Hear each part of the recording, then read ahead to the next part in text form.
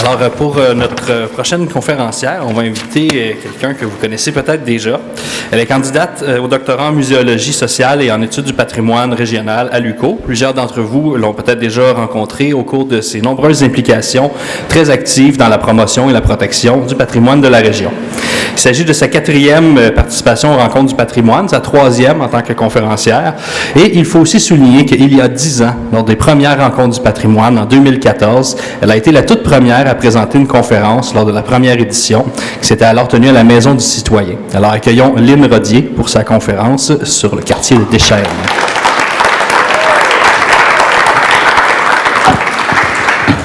Bien, bonjour. Très heureuse d'être ici. Merci à tout ce beau monde qui est ici, mais aussi merci à la Ville de Gatineau et l'Université de nous accueillir aujourd'hui. Mais je ne prendrai pas mes 15 minutes, mais tout le monde, je remercie tout le monde qui contribue au projet. Je vous présente un petit atelier que j'ai monté l'an passé pour la FAS. Et c'est surtout des réflexions. Donc, c'est pas mon travail de recherche, mais je vous le présente sous l'œil du passage du souvenir à la commémoration. Donc, comment je suis en train d'organiser mon information autour de Deschênes, du patrimoine de Deschênes. Donc, je vais voir comment ça fonctionne.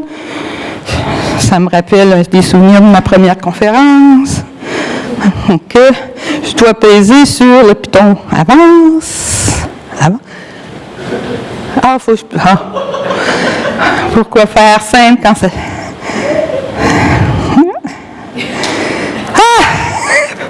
OK, on y va. Donc, je vais vous présenter la mise en contexte de ma recherche. Donc, ma recherche se fait autour des Rapides des Chênes, plus particulièrement le paysage culturel des Rapides des Chênes et avec la communauté, donc une communauté patrimoniale. Donc, ici, c'est la problématique de la mémoire, puis l'objet de mémoire, patrimoine et mémoire, communauté, commémoration. Donc, je vais aller plus vite pour...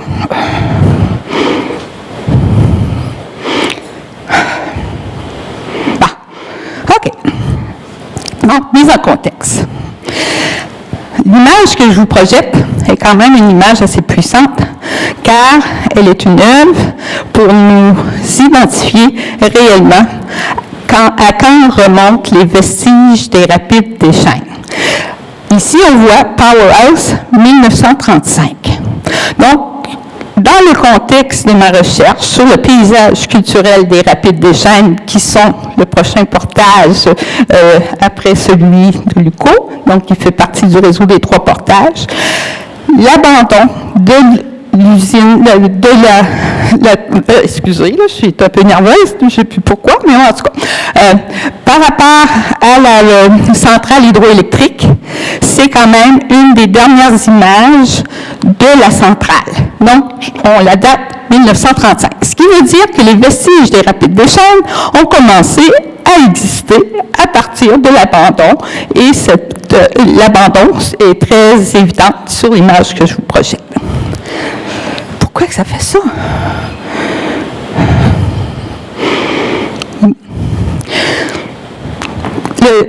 Les Rapides des Chênes, je vous les situe. Si vous regardez, j'ai mis un petit rond sur la carte du Québec. L'intérêt des Rapides des Chênes, c'est quand même un intérêt collectif. C'est cette pointe de terre qu'on peut voir sur toutes les cartes du Québec. Donc, c'est un lieu qui a une histoire. Elle est un point, un marqueur, puis je la trouvais vraiment intéressante en enseignant la géographie à mes élèves, en leur disant, bien, tu trouves cette petite pointe-là, tu vas trouver Ottawa qui va être juste en dessous. Donc, à ce moment-là, les élèves savaient toujours comment repérer la capitale du Canada.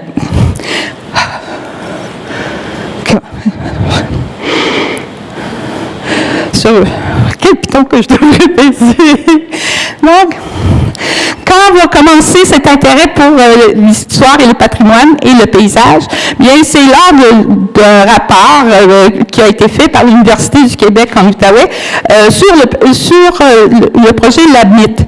Et à partir de là, c'est là que la communauté va vraiment dire que le paysage, ça nous permet de bien nous comprendre et c'est un lieu exceptionnel. Donc, c'est un lieu où la communauté chérit et veut voir grandir et ils sont très préoccupés en 2009 par la situation du patrimoine dans Deschênes parce qu'il n'y a aucun élément du patrimoine qui a été reconnu.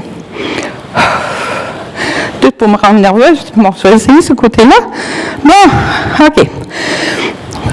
Commémoration en souvenir du centenaire du village de Deschênes. Et là, moi, je vais intégrer mon travail de doctorat. Je m'intègre à la communauté de Deschênes pour la préservation du patrimoine. Je m'intéresse, je fais mes recherches en histoire. Puis, à partir de mes recherches en histoire, je m'intègre à l'équipe de l'Association des résidents de Deschênes pour travailler sur le projet de commémoration du village de Deschênes, le 100e anniversaire 1920 et 2020. Ce que j'ai pu découvrir à travers l'histoire, ce que j'ai pu découvrir à travers l'histoire du village de Deschênes, c'est qu'on en connaissait beaucoup plus sur ce qui se passait au 19e siècle que ce qui s'est passé pendant l'existence de Deschênes comme tel. Donc, on a ici notre objet de commémoration.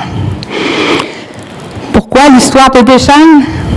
Bien, d'abord, c'est le lieu de mes ancêtres, mes grands-mères y sont nés, ainsi de suite.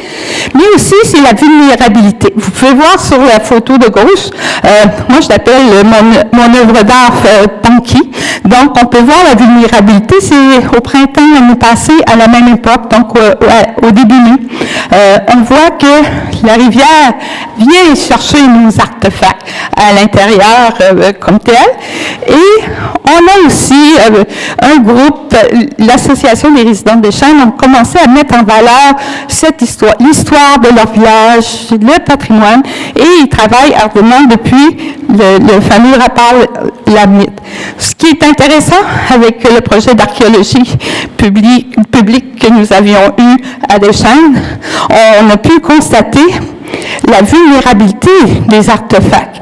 Il faut dire qu'à Deschênes, ceux et celles qui ont essayé de creuser dans ces environs-là, près de la rivière, ils vont remarquer qu'on n'a pas plus que 6 pouces de terre. Donc, on peut compresser en 6 pouces de terre toute l'histoire d'une région, et ça, qui date de millénaires. Et on peut voir parmi les artefacts que c'est un lieu très fréquenté par les Autochtones, donc étant un lieu de portage très important, ce qui fait en sorte que les Autochtones y étaient présents.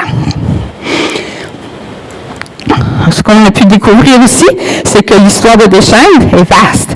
On parle d'histoire millénaire, on parle d'histoire agricole, d'histoire industrielle, et c'est ce qu'on a pu mettre en lumière avec les activités du centenaire. Donc ici, on voit le parcours historique qui avait été produit dans le cadre de ce 100e anniversaire.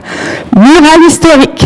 Et on met en valeur Mary Mécano, qui était la propriétaire de la ferme sur le site, la nature et les différents projets qui ont été menés à bon. La communauté embarque. La communauté est fière de son histoire, elle est fière de son patrimoine et elle y tient. Donc, ils ont embarqué rapidement et ici, c'est une fête de voisins qui permettait de clôturer les différentes activités. Mais mes réflexions se sont approfondies sur cette photographie bien particulière, une équipe de hockey. Les gens, il y a même une dame qui avait demandé une copie pour la remettre à son frère. Elle était vraiment impressionnée qu'on puisse avoir l'histoire des gens de Deschênes à l'intérieur de l'histoire. Parce que ce que ça me permet de comprendre, c'est qu'on n'a jamais demandé aux gens de Deschênes, c'était quoi l'histoire de leur village. Donc, ça m'a vraiment déstabilisé par rapport à tout ça, qui fait en sorte que oui, il va falloir aller revoir les gens et aller leur demander leur histoire. Et ce qui nous ramène à la problématique de la mémoire et l'objet de mémoire. Par rapport à la mémoire, partout où on passait, les gens me parlent des vestiges, des rapides des Chênes. Oui, ça a été un événement qui a été très, très, très médiatisé et qui fait en sorte qu'on pense que des Chênes, c'est ces vestiges-là. Mais des Chênes, c'est beaucoup plus que cet objet de mémoire. Des Chênes est une communauté d'abord. On le remarque. On a même eu le projet de toponymie et à l'intérieur du projet de toponymie, on avait baptisé une rue qui s'appelait rue de Brébeuf, qu'on avait oublié dans les passages. Donc, on l'avait rebaptisé Claudette Burke. Et finalement, suite à l'anniversaire et pendant les exercices de commémoration, on a fait une place à Claudette Burke dans l'histoire de Deschênes, qui était la première conseillère municipale, première femme municipale à siéger sur le conseil municipal de Deschênes. Donc, on y a fait une grande place d'honneur devant les rapides. Deschênes, son paysage est rapide, c'est le sentiment d'appartenance à la communauté. Tous les gens de Deschênes se rallient et appartiennent à la communauté pour ces rapides. C'est le son qu'elle dégage, c'est les différents souvenirs qu'elle apporte qui amènent au fait que ce lieu-là est un lieu privilégié et on parle toujours que sans les rapides, il ne serait plus à Deschênes. C'est aussi l'absence de Deschênes dans les livres d'histoire. On l'oublie partout. Tenter de faire l'histoire du village de Deschênes a été une tâche, c'est comme reconstruire une pyramide, parce qu'il faut aller chercher des petits morceaux partout. Il y a des petits morceaux qui traînent un peu partout, puis c'est à partir de tous ces petits morceaux-là qu'on est capable de faire un ensemble cohérent. Donc, l'histoire de Deschênes, c'est le patrimoine, c'est important parce que l'histoire de Deschênes n'est pas écrite et ne fait pas partie de l'histoire de la région d'une façon officielle encore. Donc, il y a aussi le manque de reconnaissance par rapport à la mise en valeur du patrimoine des lieux. Donc, aucun objet de patrimoine encore à Deschênes, au moins avec les manifestations que nous avons eues l'été passé. Au moins, on a rentré les vestiges des rapides Deschênes, le barrage, sur la liste du patrimoine culturel du Québec, mais avec un dossier fermé. Donc, la communauté, elle est mobilisée.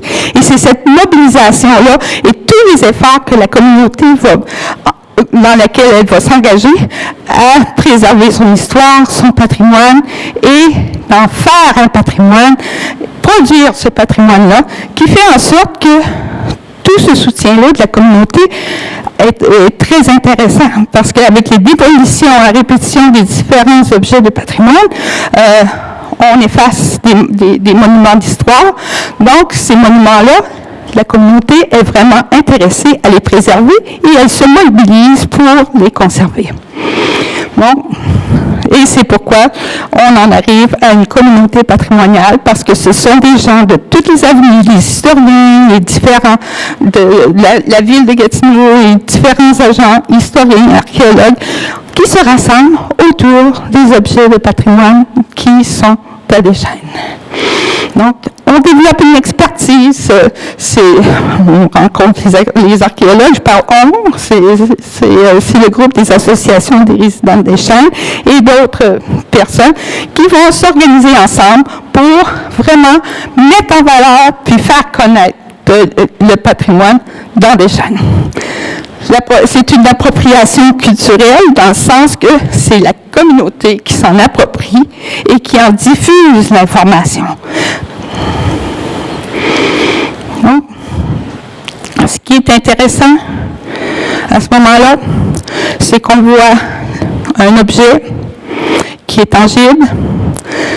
On s'en va vers un paysage qui est immatériel pour en faire une commémoration d'un endroit, d'un village et de sa communauté qui l'habite toujours et qui veut encore l'habiter. Donc, c'est le lieu de ceux et celles qui l'ont habité. Maintenant, par mes recherches, c'est de comprendre le processus qui a amené la communauté à agir de cette façon-là, mais aussi d'aller chercher les témoignages, pourquoi le paysage est important, qu'est-ce qui en fait un objet de patrimoine, qu'est-ce qui en fait un objet de mémoire. Et à partir de tout ça, bien, on va constituer une collection éco-muséale qui est dans le fond ce patrimoine que les autorités n'ont pas légitimé, mais bel et bien très légitime au sein de la communauté. Donc, le but de la recherche, donc, c'est de constituer une collection éco-muséale dans une démarche collaborative avec la communauté dans le but de préserver le paysage culturel des Rapides des Chênes. Et tout ça parce que les gens du coin croient que c'est un paysage exceptionnel et de mise en valeur des traces mémorielles qui importent à la communauté et selon la version de la communauté. Et voilà. Merci beaucoup.